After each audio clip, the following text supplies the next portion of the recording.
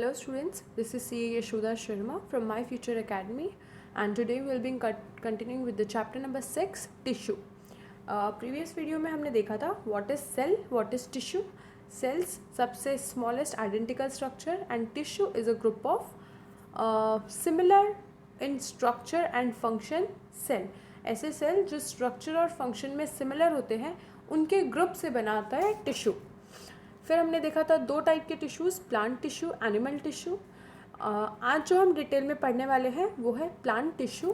Plant tissue का meristematic tissue, permanent tissue का simple permanent tissue, complex permanent tissue will be studying in the next video. तो आज का हमारा जो टॉपिक रहेगा वो है meristematic tissue, simple permanent tissue. Okay, so coming to first meristematic tissue.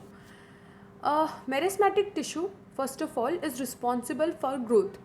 हमें जो भी तरीके की प्लांट के अंदर ग्रोथ दिखती है, दैट इज़ प्लांट किस तरीके से ग्रो कर सकता है, या फिर तो हाइट में ग्रो होगी प्लांट की, या फिर प्लांट्स के रूट्स में ग्रो होगी, प्लांट्स के रूट्स भी ग्रो होते हैं, या फिर प्लांट की थिकनेस में ग्रो होगी. तो ये जो सभी टाइप के प्लांट के अंदर ग्रोथ दिखती है that is because of meristematic tissue. अब बिकॉज ये टिश्यू है तो ग्रुप ऑफ सेल्स से बने हैं. तो अगर हम मेरिस्मेटिक टिश्यू के सेल की बात करें तो मेरिस्मेटिक के टिश्यू के सेल्स बहुत ही थिन होते हैं, dense cytoplasm, thin cell wall and no vacuoles. ठीक है, डेफिनेटली हमने ये देखा है कि सभी प्लांट सेल में वैक्यूल्स की साइज़ बहुत बड़ी होती है, लेकिन मेरिस्मेटिक टिश्यू में तो वैक्यूल्स ही नहीं होते. क्यों ऐसा? क्योंकि मेरिस्मेटिक टिश्यू तब प्लांट्स ग्रो कर रहा होता है तब मेरिस्मेटिक टिश्यू आता, तब प्लांट्स का फूड का प्रोडक्शन इतना नहीं होता. तो मेरिस्मेटिक टिश्यू फूड को स्टोर करने का काम नहीं करते. मेरिस्मेटिक टिश्यू खाली रिस्पॉन्सिबल फॉर ग्रोथ, और जैसे ही मेरिस्मेटिक टिश्यू अपनी ग्रोथ को पूरा कंप्लीट कर देते हैं, मेरिस्मेटिक टिश्यू बन जाते हैं परमानेंट टिश्यू, और फिर परमानेंट टिश्यू के अंदर आ जाते हैं वैक्यूल्स. हमने कल देखा था कि जो मेरिस्मेटिक टिश्यू है वो ही जाकर परमानेंट टिश्यू बनते हैं. ठीक है, सो मेरिस्मेटिक टिश्यू के अंदर वैक्यूल्स नहीं होता क्योंकि उनको फूड स्टोरेज का काम नहीं होता. They are only responsible for growth. Next, meristematic tissue is divided into 3: apical, lateral and intercalary.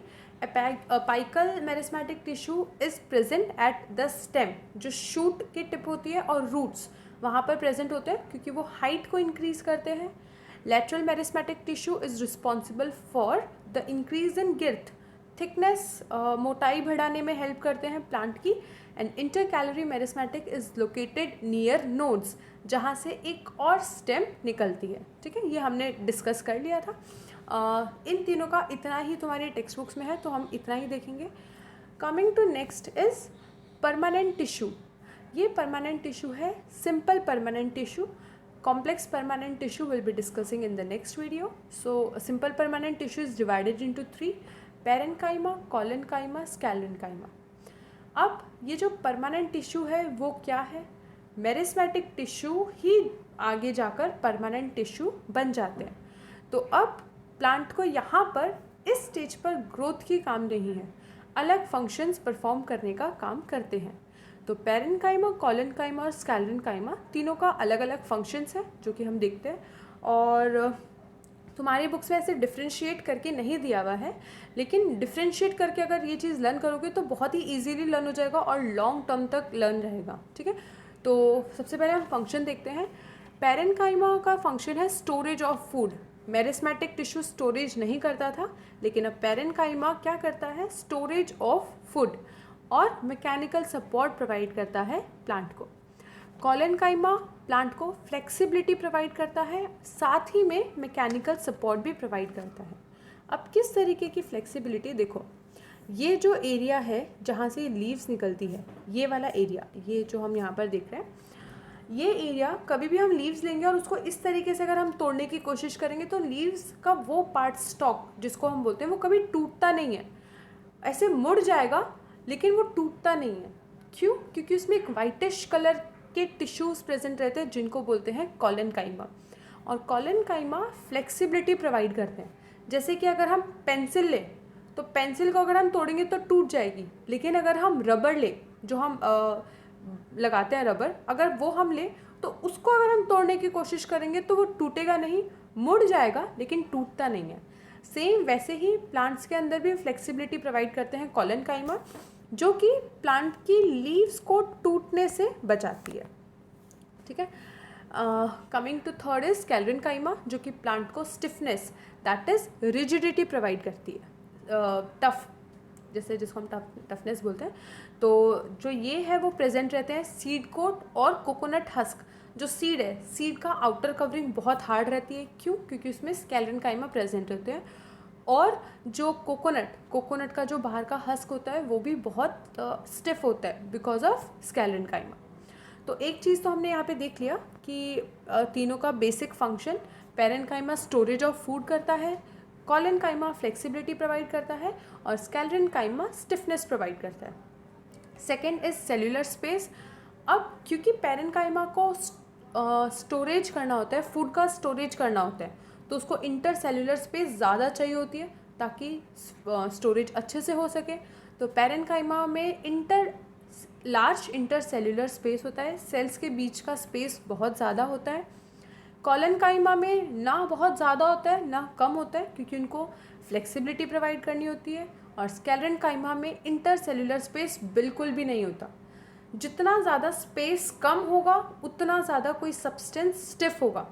For example, जैसे कि अभी हमने 2 फिंगर ली, 2 फिंगर को हमने खाली इस तरीके से टच किया तो इसको तोड़ने में ईजी रहेगा, कोई भी आके इसको ब्रेक कर सकता है। लेकिन अगर हमने हमारे हैंड्स को इस तरीके से टाइट कर लिया तो इसको ब्रेक करने में मुश्किल होगी। क्यों? क्योंकि यहाँ पर कोई भी स्पेस नहीं है और इस तरीके से स्पेस प्रेजेंट रहेगी। तो जितना ज़्यादा इंटरसेल्यूलर स्पेस कम होता है वो उतना ज़्यादा कोई सब्सटेंस को स्टिफनेस प्रोवाइड करता है। Next is cell wall, thin cell wall. Parenchyma का सेल वॉल थिन होता है। कॉलेनकाइमा का जो सेल्स होते हैं कॉलेनकाइमा के थोड़े से एलोंगेटेड होते हैं, लंबे होते हैं, और उनके जो कॉर्नर्स पे है वहाँ से वो थोड़े से थिक होते हैं। और स्क्लेरेनकाइमा की जो सेल वॉल होते हैं वो बहुत ही ज़्यादा थिक होते हैं because they are made up of lignin. तो अब एक क्वेश्चन अराइज होगा कि क्यों स्क्लेरेनकाइमा के सेल वॉल थिक होते हैं? Because they are made up of lignin.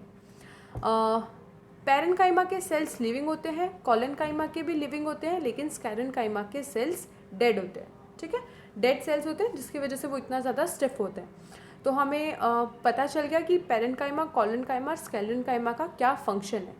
अब हमने पैरेन्काइमा में देखा था कि वो स्टोरेज ऑफ फूड करता है, तो यानी फूड का प्रोडक्शन कहाँ से होगा। तो अब यहाँ पे है पैरेन्काइमा 2 टाइप के फर्दर डिवाइडेड होते हैं, that is chlorenchyma and aerenchyma. Collenchyma नहीं, क्लोरेनकाइमा एंड एरेनकाइमा। क्लोर, तो क्लोरीन से हमें क्या वर्ड आता है? क्लोरोफिल। तो ऐसे पैरेन्काइमा जिनके अंदर क्लोरोफिल प्रेजेंट होता है उनको बोलते हैं क्लोरेनकाइमा। तो they help in the process of photosynthesis. Photosynthesis के प्रोसेस में अगर हेल्प करते हैं तो वहाँ पर फूड का भी प्रोडक्शन होता है। ठीक है, फूड का प्रोडक्शन हुआ, उसके बाद में पैरेन्काइमा में स्टोरेज भी होता है।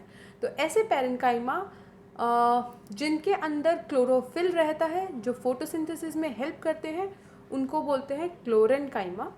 और ऐसे पैरेन्काइमा जिनके अंदर बहुत ही ज़्यादा स्पेस रहता है, जो उनको हेल्प करता है फ्लोट करने में, उनको बोलते हैं एरेनकाइमा।